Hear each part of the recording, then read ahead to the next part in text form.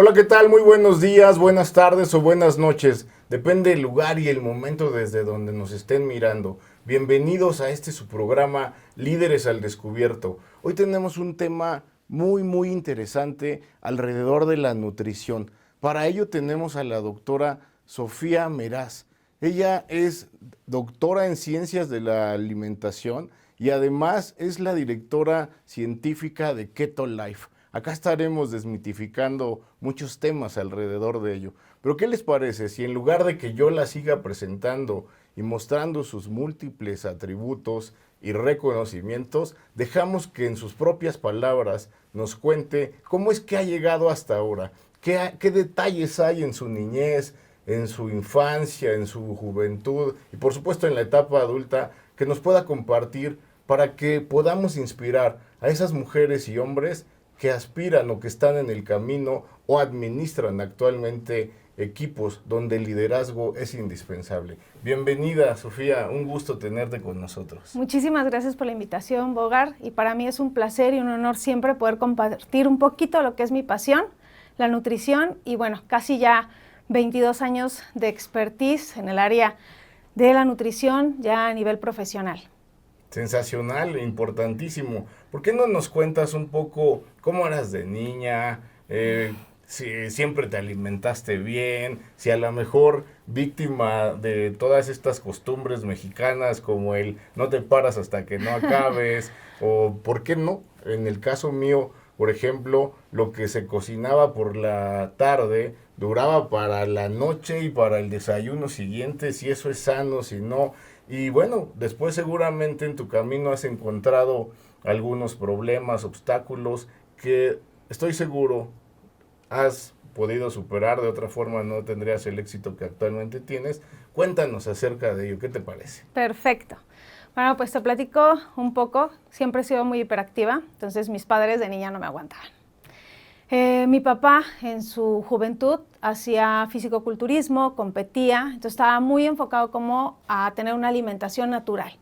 Nunca nos compraba dulces, todo tenía que ser así hecho en casa. Si queríamos alguna hamburguesa tenía que ser hecha en casa, no había algo que pudiésemos nosotros comprar.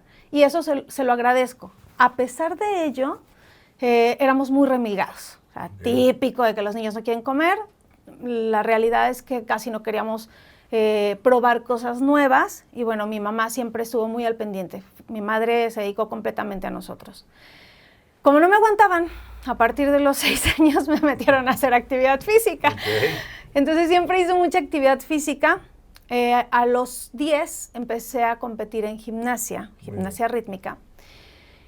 Y esto me marca en una forma negativa al inicio que logré romper y convertirlo en algo positivo. Cuéntanos, ¿por qué negativo? Porque la maestra era extraordinaria coach en el ejercicio, pero de nutrición no sabía nada.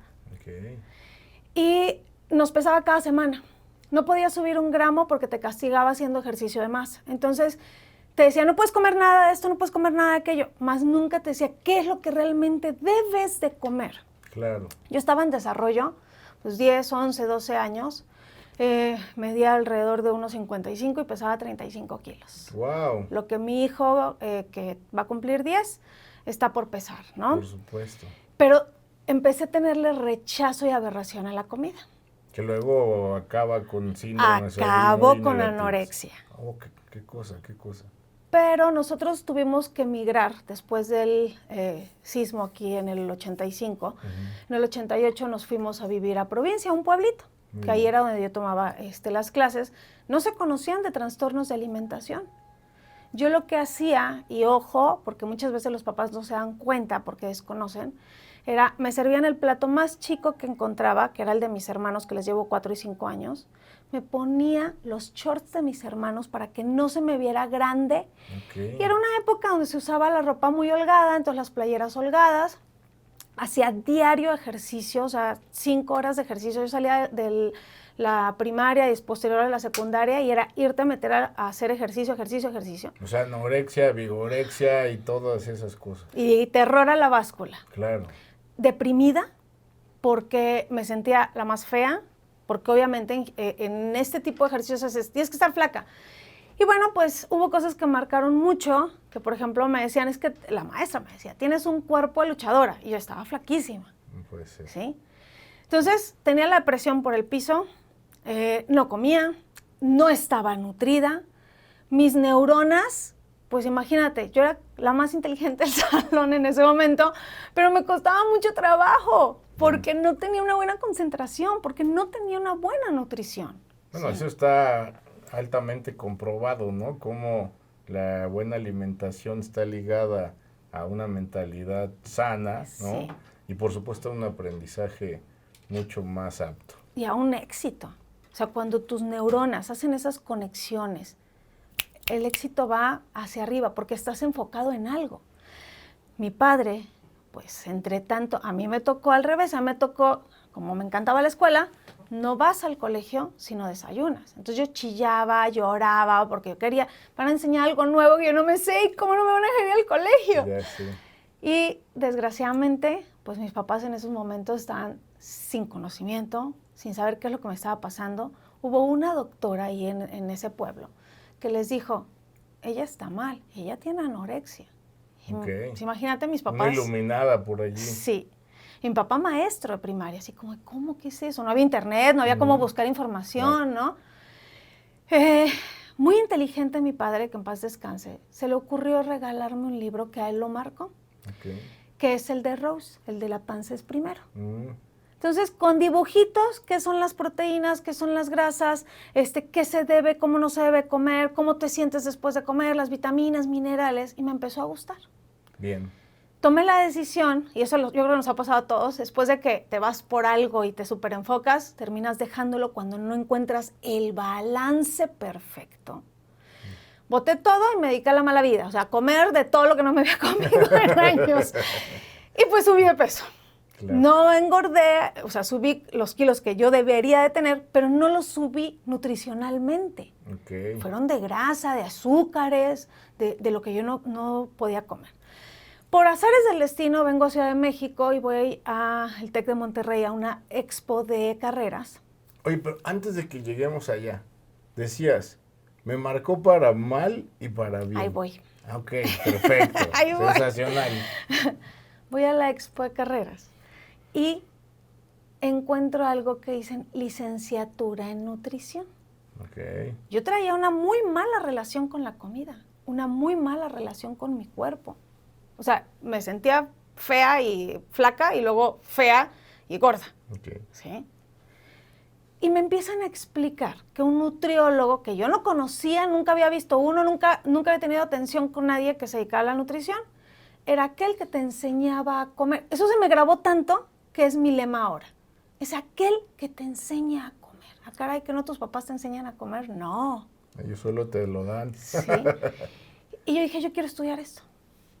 Obviamente no había la capacidad económica, y vengo de una familia muy humilde, para que me mandaran a Ciudad de México. Como era tan buena estudiante, hice un trato con mi padre para que me dieran la oportunidad de presentar examen en Jalapa. Estudié en la Universidad Veracruzana, orgullosa de haber estudiado en la Universidad Veracruzana. Y cuando yo entro, vengo con unos trastornos alimenticios terribles.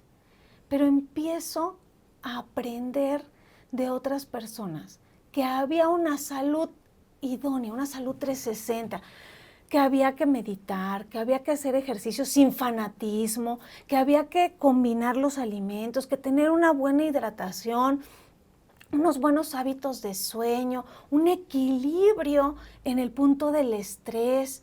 Entonces empiezo a hacer cosas que en mi casa no me habían enseñado, que mi entorno no lo tenía. Yo venía de desayunar café con pan, que eso es en provincia. Sí, cómo no. ¿Sí? Y luego a media mañana, pues échate las enchiladitas con huevito. Sales y pues comes sopa de pasta con tus tortillas de nuevo. Y posterior en la tarde vas al parque y te consumes alguna golosina. Y cenas otra vez un exceso de carbohidratos. No sabía cómo combinar. Cuestiones estas que siguen aconteciendo sin duda y que a todos los internautas los invitamos a no despegarse de lo que ahora nos está enseñando la doctora Sofía, porque me parece indispensable escucharlo, practicarlo y vivirlo. Verán más adelante cómo se transforma la vida, ¿verdad? Así es. Y bueno, pues termino la carrera en Jalapa y regreso a Tantoyuca, que es el lugar donde yo estaba, a trabajar, y empiezo a dar educación nutricional en comunidades. Nadie me daba un peso, era como de yo quiero ir a regalar mi información, hablaba a las escuelas, me reciben, y pues es un choque bien fuerte porque somos un país que tiene los dos extremos, la desnutrición y la obesidad de niños. Claro. Entonces, ¿cómo llegas a donde hay escasos recursos a decirles que tienen que cubrir con un aporte de proteína cuando no tienen para una proteína? ¿Cómo les dices que no pueden llenar el estómago con tantos carbohidratos simples cuando es para lo único que alcanza? Pero empiezo a darme cuenta, y te estoy hablando ya de bastantes años, que empiezan a llegar pues ciertas cosas que ellos no tenían naturales. Okay. Y dejan de consumir lo natural, que es una maravilla, que crece sin conservadores, que es algo que te brinda la naturaleza. ¿Te refieres la tierra. A la aparición de cadenas de comida procesada Sí. y todo este tipo de cosas? Antes también los dulces mexicanos, pues si bien tenían mucho azúcar, era diferente a todo lo que nos traían, ¿no? Los aditivos, exacto. Sí. Y pues prefieren dejar de comer lo que ellos tienen, bueno, saludable, y empiezan a adquirir otros hábitos. Claro. Ya trabajaba y tenía la cosquillita, o sea, estando en un pueblo, decir, yo quiero más conocimiento, yo quiero ayudar a mi país, pero tú no puedes dar lo que no tienes. Entonces tienes que seguir en ese proceso de crecimiento, de romper paradigmas, de poder decir, tengo que transformarme yo para poder brindar ese camino. Me vengo a Ciudad de México, entro al doctorado directo por el promedio que traía, por el examen y todo, en Ciencias de los Alimentos en el Politécnico, y ahí me enfrento con un choque maravilloso con la ciencia. Tú no puedes decir lo que no está publicado. Claro. Y muchas gentes o muchos profesionales, es que tal cosa está prohibida. Y ahorita te voy a platicar por qué te digo esto. ¿Dónde dice? Dime el papelito, ¿dónde está? ¿Prohibido por qué? Así es. ¿Cuál es el entorno, ese contexto del cual tú me estás indicando que esto está prohibido? Y en el doctorado empiezo a padecer migrañas muy severas que yo empecé desde niña. O sea, fíjate la alimentación que traía de niña, 9 años que ya estaba en gimnasia. Empiezo a padecer migrañas, pero se acrecentan a grados muy severos por estrés en el doctorado.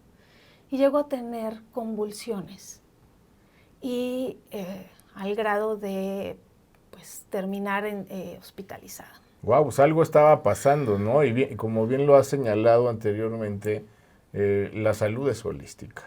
La salud depende de muchas cosas. Y a pesar de que hasta este momento descubro una persona que es entregada al estudio, que por la familia en la que creces, pues tienes de alguna manera una guía instruida, pero además todo este dinamismo, esta hiperactividad que tú dices, tiene momentos en los que se ve afectada y por esa razón acabas en eso, en una cama.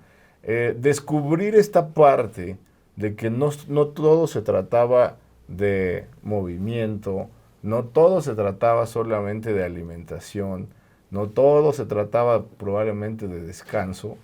¿Qué te lleva a pensar después de este evento, pues, negativo sin duda, de caer en cama, ahora por un tema del estrés, ¿no? Buscar la forma, la manera, con el conocimiento, de llegar a ese equilibrio, que es muy difícil, pero no es imposible. Se dice fácil, ¿verdad? Sí, pero es un trabajo día a día, como todo lo que hacemos. Claro, son hábitos. Y ahí empiezo yo a descubrir, porque me llegan pacientes. Pues imagínate, yo estaba con todo este problema que tengo un hermano neurólogo y me dice, espérate lo peor. O sea, lo que a ti te está pasando es tan severo que puedes tener un tumor cerebral y te pueden quedar muy pocos meses de vida, ¿no? Entonces, hazte todos estos estudios. Bueno, dije, pues ya vi, como decimos todos, ya viví lo que tenía que vivir, me voy en paz. No es cierto, no había vivido lo que tenía que vivir, tenía muchas cosas más por dar, por aprender, por compartir, ¿sí? Claro. Hasta eso de pronto los seres humanos queremos adaptarnos, ¿no? A las vicisitudes de la vida y está fatal. cuando se tiene tanto camino por delante como ahora nos contarás. Y que se puede hacer cambios. Sí, sí. Porque en momento te dan algún diagnóstico y lo primero que dices, pues ni modo, me voy a morir. Bueno, porque además no sabes, ¿no? Eso dicen ellos. Pero hay ahí tantos ejemplos, ¿no? De gente que se ha curado sola a partir de la mente, que seguramente espero algo parecido en esto que me vas a contar, ¿verdad? Llegan a mi vida maestros, porque son pacientes en etapas terminales de procesos oncológicos, pidiéndome una alimentación que yo desconocía, una alimentación que estaba prohibida, que es la alimentación cetogénica. ¿De qué época estamos hablando? Hace 11 años. O sea, apenas hace 11 años, keto era prohibido. Prohibidísimo. Intuyo desde ahora que sin que hubiera documentos que lo prohibieran. Claro, no había nada que lo prohibiera, al contrario. En el 2016 se cumplieron 100 años de investigación científica de la alimentación cetogénica. Fíjate, nada más. El problema es que no nos actualizamos, no leemos. O sea, más escuchas algo y el conocimiento que te hayan dado, porque a mí no me dieron ese conocimiento en la carrera. Yo no sabía dieta cetogénica. Y entonces algún paciente había escuchado o se instruyó. Hubo un oncólogo. Un oncólogo. Que les dijo, lo único que tienes que te puede ayudar de calidad de vida, porque no te puedo dar ya ni quimioterapias ni radioterapias, es que hagas una alimentación cetogénica. Por azares del destino, esa paciente, porque era mujer, llegó conmigo y pues lo primero que hice fue ponerme a estudiar. Decir, a ver, ¿qué hay? ¿Qué hay en la ciencia? En lugar de decirle, no lo sé, déjame ver si puedo, déjame ver qué hay para yo poderte ayudar. Y empiezo a utilizar todos los artículos que había previamente. De hecho, 1914, el doctor Jocelyn Proctor es el primero que empieza a utilizar la alimentación cetogénica para controles glucémicos a pacientes con diabetes. No había insulina. La insulina es hasta 1921. Fíjate.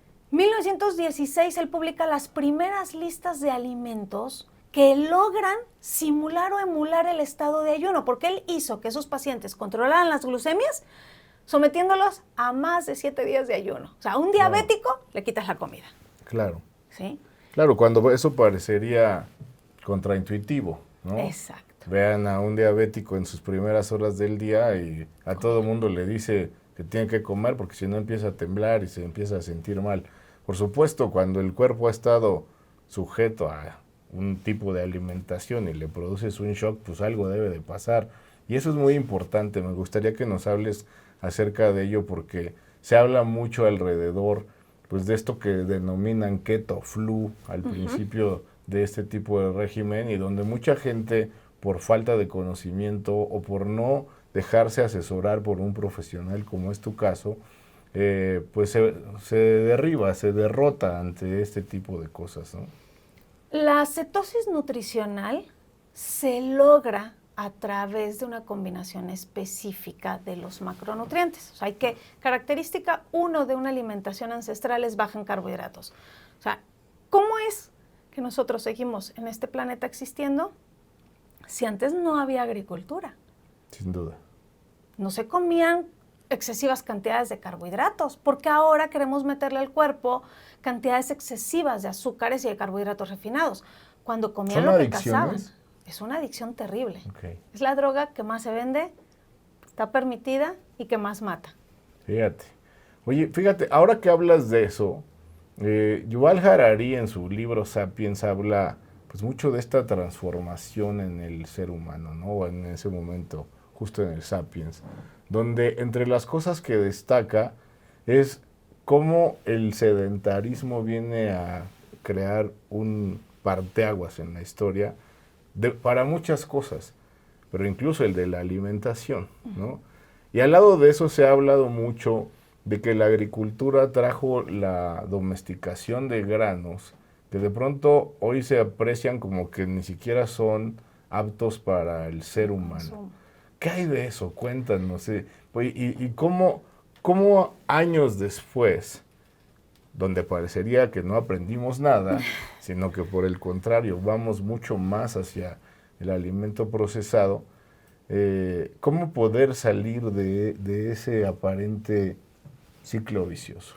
Es difícil, no te voy a decir que es fácil, porque hay una frase que dicen, no todos están la alimentación cetogénica no es para todos. A ver, el cuerpo humano sí está diseñado por una alimentación cetogénica, una alimentación baja en carbohidratos, que es la primera característica. No es alta en grasas, como dicen, es baja en carbohidratos. Que puedas lograr que tu cuerpo cambie su metabolismo. Y eso te lleva a tener una flexibilidad metabólica. ¿Qué quiere decir? Que tu cuerpo puede producir un sustrato energético, o sea, una fuente de energía, a través de la grasa, o ya sea almacenada, o que la está consumiendo, o a través de voy a producir la glucosa, o sea, un ciclo de Krebs, donde va a generar energía a través de los ATPs, a través de ese consumo de carbohidratos. Pero esto no tiene nada que ver con lo que estamos consumiendo ahora de azúcares añadidos en todo lo procesado. Todo lo procesado vino, dizque, a ayudarnos a tener una vida más rápida. El problema es que nosotros somos unos exagerados. O sea, no es elijo un procesado de vez en cuando. Es mi alacena está llena de procesados. Claro. Porque me facilitan la vida. Sí, nos hemos hecho flojos, ¿no? Fíjate, acá platicamos mucho alrededor de la innovación, por ejemplo, y vimos que ante la aparición de compañías de entrega de alimentos como Uber Eats, como Didi, Rappi, ocurrió una cosa. Los índices de la sociedad que ahora desayunaba crecieron, pero la obesidad también. Sí. Porque ahora ya ni siquiera salías a conseguir el desayuno, ¿no? Entonces, todo este sedentarismo sumado a alimentos procesados o ahora incluso alimentos que no sabes cómo fueron cocinados, pues me parece que están generando un descontrol muy importante, ¿no? Y el otro gran dato que yo veo y que me sacude en términos de que por un lado nos estás mostrando todos los beneficios de una buena nutrición, es el hecho de que la alimentación ancestral, como tú le llamas, y que creo que de una manera sencilla para los internautas, pues se trata de esa alimentación que se practicaba pues en el pasado, donde sin la aparición de tantos añadidos, azúcares, por supuesto aditivos y todas, hasta creo que he escuchado que hay sustancias que hasta te hacen adicto a un tipo de alimento. Me parece que eso se contrasta mucho contra un dato que encontré relacionado con que si todos los alimentos fueran cosechados o generados de manera natural, no alcanzaría para los 8 billones de ciudadanos. Entonces, hay aquí un problema interesantísimo que resolver, que me gustaría escuchar. Te lo voy a decir en 5 puntos. Voz informada, por favor. Acá nos encantan los listados, así que, por favor. Primer punto de los que me fuiste diciendo. Sí hay consecuencias entre un cambio de metabolismo. O sea, ese keto flu no tiene una situación en la cual digas, es que la alimentación cetogénica es mala. No, no es mala. Lo que pasa es que viene súper intoxicado de carbohidratos refinados, que para que tu cuerpo pueda cambiar al metabolismo cetogénico va a tardar entre 4 y 6 semanas. Ok. Oye, ¿hay alguna preparación mental para evitar ese shock o es completamente biológico? Hay ácidos grasos, triglicéridos de cadena media, o sea, mucho se recomienda el aceite de coco. El aceite de coco es una grasa saturada, que lo que realmente sirve es la cadena 8 y la cadena 10. La cadena 12, que es el ácido láurico, que ha tenido ahorita gran impacto con lo de COVID, porque sí llega a encapsular al virus, pero no te hace el cambio del switch metabólico. Okay.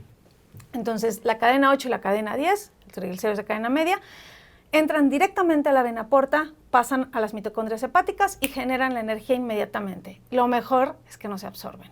O sea, que no puedas engordar si te tomas tu café con MCT. Esto es un café con solo cadena 8 y 10. Nada de que mantequilla más. ¿MCT o aceite de coco? No, aceite de coco no sirve. Es diferente. Es grasa saturada. Ok. Solo triglicéridos de cadena media, que se llaman conocidos como MCT. ¿Sí? El segundo punto de lo que me comentabas, en ese proceso de que sí, se tuvo que desarrollar algo más, porque antes estábamos acostumbrados a comer lo que la naturaleza te brindaba por temporada. Las frutas cítricas no estaban en todo el año, solo en la temporada de calor. ¿Por qué le quieres dar un shot de azúcar simple, sin fibra, cuando no lo necesitas? Porque tu cuerpo está en diciembre invernando. Claro. Claro. Entonces, venimos... Juguito de naranja cuando se necesitaba. No, solo es todo cuando... el año. Exacto. Y de ahí, pues, de la misma manera, vegetales por temporada, aquello que procede de los animales de origen natural, pero tampoco es nuevo lo que me comentas, 1950. Desgraciadamente, las mejores revistas científicas de nutrición ya estaban indicando que había una falta de nutrición, o sea, densidad nutricional al cuerpo, porque los alimentos que se estaban cosechando o los animalitos que se estaban haciendo crecer en granjas no tenían los nutrientes por la cantidad de personas o de población que somos. Okay. Pero no hemos retomado algo súper interesante, que sería mi tercer punto. ¿A poco la gente o nuestros ancestros comían a cada rato, cada 3 horas? Pues no, hasta que encontraban dónde, ¿no? Y para eso había que moverse, además. Terapia milenaria, ayuno intermitente. Claro. Hay muchos, así como hay diversos tipos de dietas cetogénicas, que en otra ocasión te voy a platicar porque eso ya es muy científico, sí.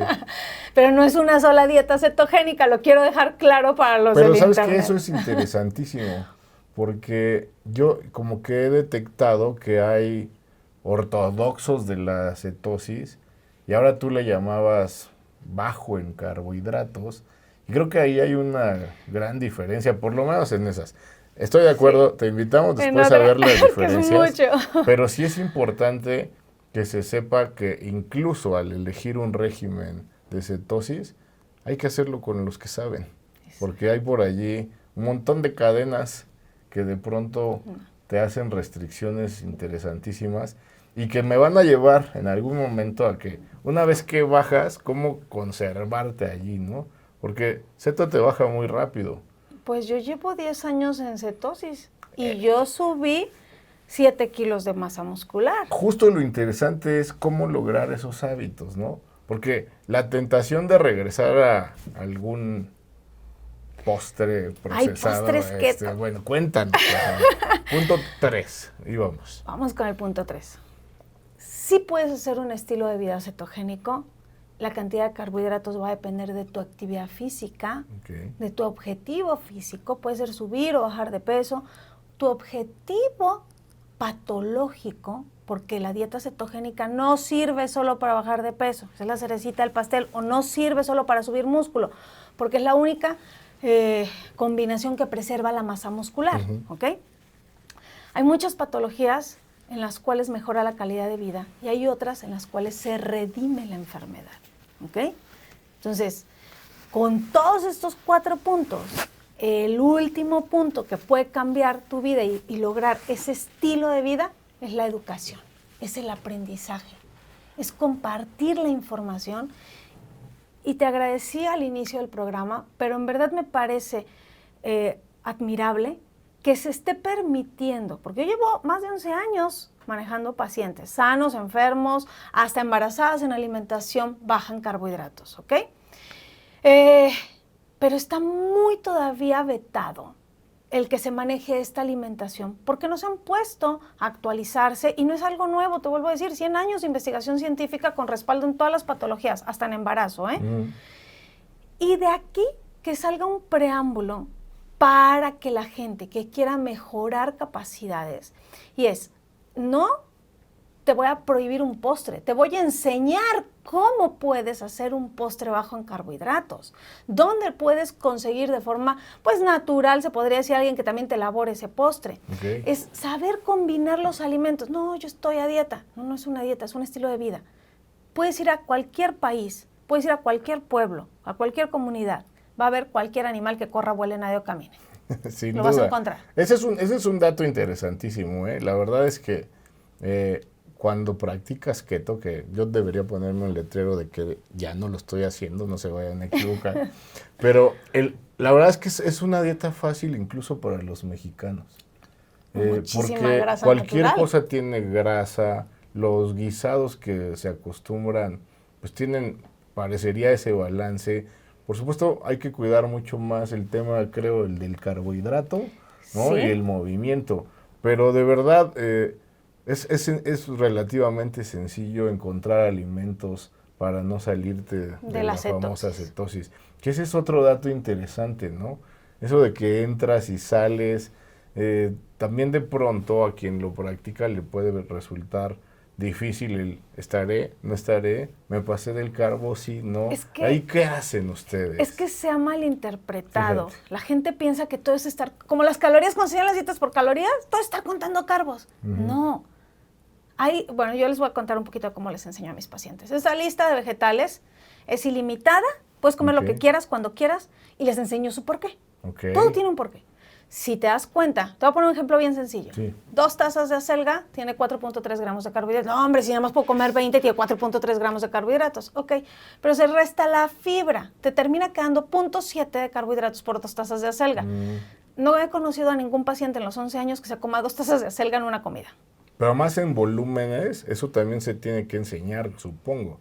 No es lo mismo que te comas 2 tazas de acelgas, la sensación que provocará en tu estómago, a que te comas una galleta María, perdón, el comercial.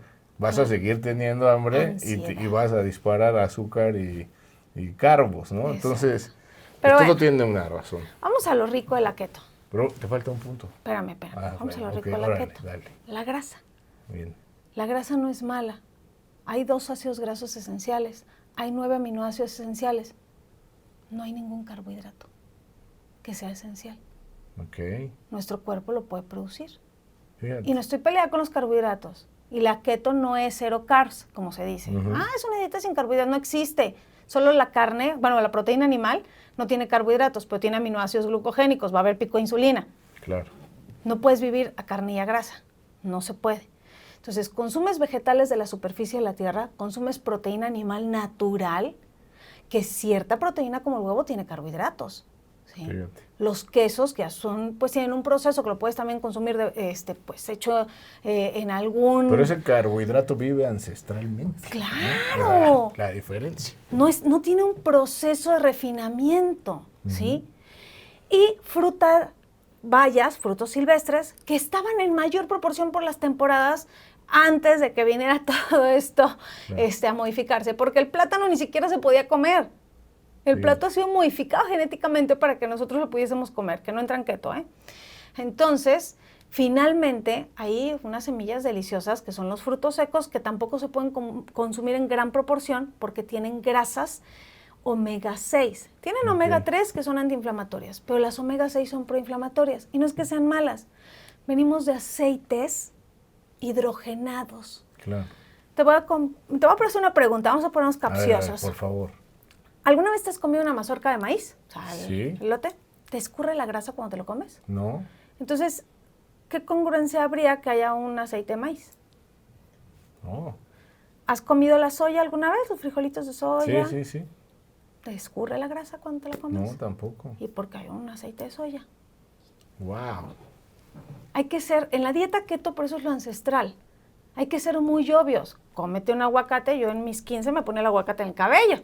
¿Sí? De acuerdo. Entonces, come las grasas naturales que te proporciona la misma naturaleza, come la proteína natural y come los vegetales que crecen en la superficie de la tierra. Bien.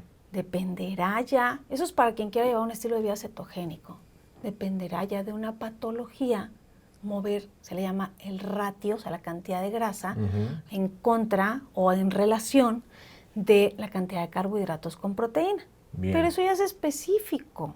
Claro. Oye, qué interesante. ¿Falta un punto o ya quedó? No, ya quedó porque si no me sigo. Entonces, mejor tú indícame. Oye, a ver, muy sencillo. ¿Cómo hacemos para relacionar el liderazgo y la nutrición? Es la mejor pregunta. Por favor. Si tú no tienes la capacidad de liderearte a ti mismo y tomar la decisión de si te vas a ir, no puedo decir marcas, pero por ese refresco efervescente más un pastelito así lleno de azúcares, no has comido, vienes de un ayuno, no has comido, y te dicen, ok, no puedes permanecer en ayuno. ¿Quién dijo que no puedes permanecer en ayuno si hay un premio Nobel en el 2016, el doctor Yoshinori Suni, de todas las ventajas metabólicas que tiene esta terapia, ¿sí? Y no quiere decir matarte de hambre, porque tú puedes hacer ayunos cortos, ayunos más largos, sin generar, que es la característica, picos de insulina. Tú ahí estás generando un pico de insulina muy severo, Va a haber mucho azúcar en tu sangre. Lo comentaste hace rato. ¿Va a haber saciedad? No. Va a haber más ansiedad. Y quiero complementarlo con que en 1968 el doctor Owen, que acaba de fallecer, hizo un estudio maravilloso. En Harvard sometió a 5 estudiantes de medicina 40 días ayuno bíblico, así le llamó él, porque fueron 40 días. Sí. Siguieron haciendo sus actividades porque hasta 1968 se decía que el cerebro solo se nutría de glucosa. Bien. Él empieza a medir desde el día 1 hasta el día 40 qué sucede en el cerebro con la glucosa. El día 4 la glucosa se mantiene como una pérdida de un 60%, se mantiene en un 40% hasta el día 40. Y entra, decían, nada pasa a la barrera hematoencefálica. Sí. Ajá. Uno de los cuerpos cetónicos, porque hay 3 cuerpos cetónicos que se producen en este metabolismo de la cetosis nutricional, el beta-hidroxibutirato, BHB, que es el conocido, que atraviesa la barrera hematoencefálica y cubre el 60%. Se mantiene en ese 60% del día 4 al día 40. Al día 40 les inyectan 20 unidades de insulina esperando una hipoglucemia severa. Claro. No les pasó nada a los jóvenes. Porque estaban cetoadaptados. Ya habían cubierto lo que me preguntabas de la sintomatología del cambio metabólico. El cerebro tiene otra fuente nutricional y cuando tú logras esa estabilidad, que también me preguntabas, de entrar y salir, si tú toda tu vida has comido un chorro de carbohidratos, pues vas a tardar entre 6 meses y 1 año en lograr una flexibilidad metabólica. Okay. Que tu cuerpo diga, pues ahorita sí tengo grasa, ahorita no tengo grasa, te voy a utilizar glucosa, ¿sí? O me acaban de dar mayor cantidad de glucosa porque se comió un bol de fruta y pues ya no es como el tan restrictivo, ¿no? Pero vas a tener esa capacidad de usarlo, no de almacenarlo. Ahorita no lo estamos usando, lo estamos almacenando. Segundo lugar de obesidad en adultos. Síndrome metabólico no diagnosticado. La obesidad es la madre de todas las enfermedades. Estamos dentro de los primeros lugares de obesidad infantil. La resistencia a la insulina que están padeciendo los niños y la diabetes tipo 2 no es adecuada para su edad. Claro. Pero traemos una tendencia a consumos de alimentos cada 3 horas. El cuerpo no necesita cada 3 horas. El cuerpo es súper inteligente de pedirte el alimento cuando lo requiere. Y cuando tú vas teniendo esa adaptación, y no es dejar de comer, es cubrir con densidad nutricional lo que tu cuerpo requiere. Así que no va a haber descompensación cuando la haces, como indicas, con un profesional que sepa y que sea congruente, no que se esté echando la torta de tamal con el refresco. Entonces, ¿cómo puedes indicar algo de lo que no vives? Ahí está tu liderazgo. Tú vas a liderar en el momento en el que tú haces ese cambio, en el que tú tomas esa decisión de qué es lo mejor para ti. Llevo 10 años sin padecer una migraña incapacitante. Wow. No me he vuelto a desmayar, ni a convulsionarme, y no tomo medicamentos. Entonces, obviamente, sí, por estrés he tenido en alguna ocasión una cefalea, que es mucho más fácil cuidarla a una migraña que utilizar medicamento intravascular.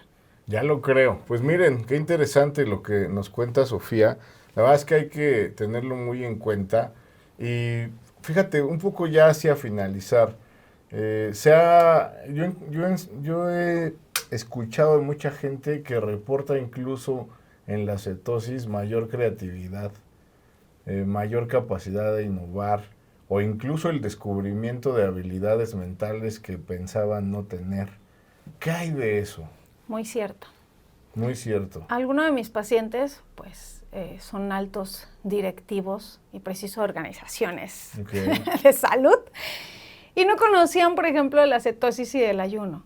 Y ahora hacen one meal a day, una sola comida al día, y ellos siempre están en juntas y siempre están ideando y liderando y reuniones. Y me dices que es impactante. ¿Cómo puedo concentrarme? ¿Cómo puedo tener la energía? ¿Cómo no tengo lo que en México se conoce como el mal del puerco, que es una hipoglucemia reactiva realmente?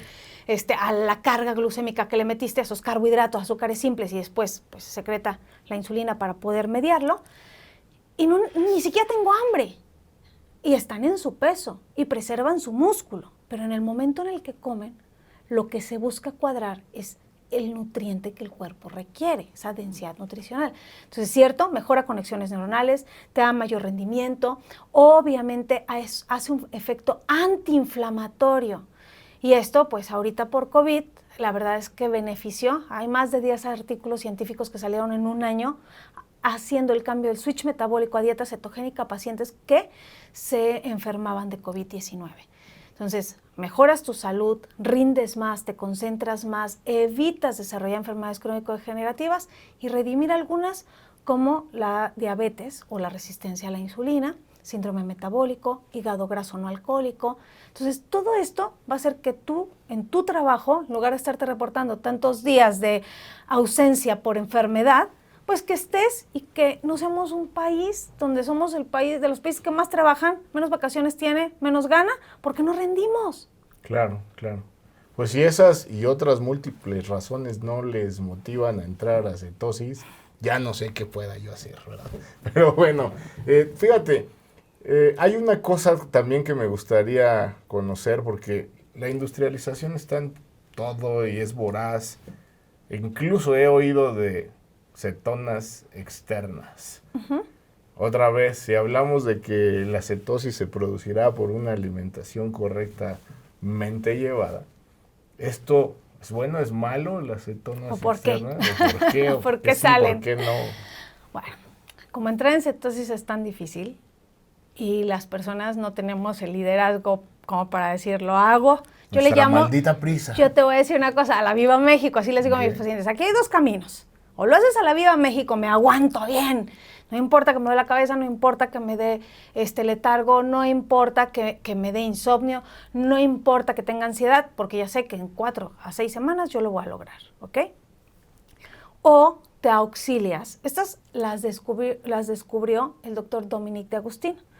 Cuando el doctor Dominic D'Agostino le llega a las manos el estudio que te compartí de Owen y de Cahill, dice, no es posible, o sea, que haya un nutriente que atraviese la barrera hematocefálica. Él le trabajaba a la NASA y a los marines en Estados Unidos en un proyecto y tenía que evitar que los marines, que cuando buceaban, pues perdieran tanto la concentración y rindieran más también así pues en el ejercicio, ¿no?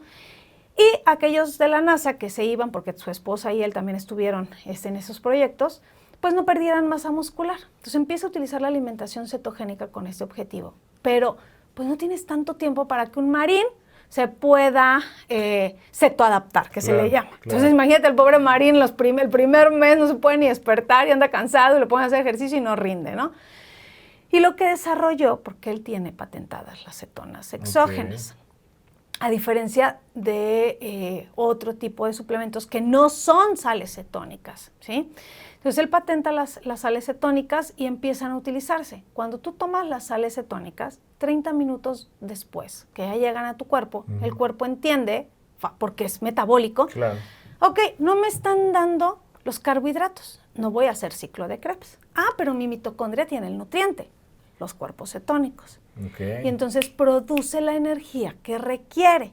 A través de esas sales cetónicas ya van a generarse los cuerpos cetónicos. Muy bien. Pero quiero hacer una aclaración. Esto no es me tomo un suplemento. Y además hay ciertos requisitos. Tienen que ser 7 gramos de sales cetónicas de beta hidroxibutirato. Okay. No es la sal de magnesio, la sal de potasio, eso no sirve. No son, y son caras. Es un producto muy caro, ¿sí? La leucina, por ejemplo, es un aminoácido altamente cetogénico en dosis específicas. Entonces sí sirve, pero no es para que tú te tomes las sales cetónicas, te vayas a comer la hamburguesa con papas porque no quieres subir, porque entonces seguimos sin liderazgo. Claro. No estás cambiando tus hábitos. Y eso es lo que más daña. Estás generando 2 fuentes energéticas al cuerpo. Y de ahí que muchos doctores están en contra de la cetosis porque dicen, te va a dar una cetoacidosis. Hay características de una cetoacidosis diabética. Número 1, no hay producción de insulina. Número 2, hay una elevación de glucosa sanguínea arriba de 200. Y número 3, producir cuerpos cetónicos es tan difícil.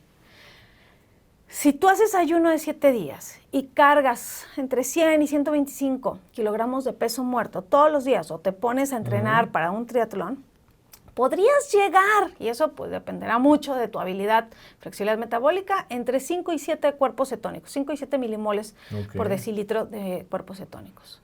Un diabético llega a tener hasta 25 milimoles de cuerpos cetónicos con glucosa elevada.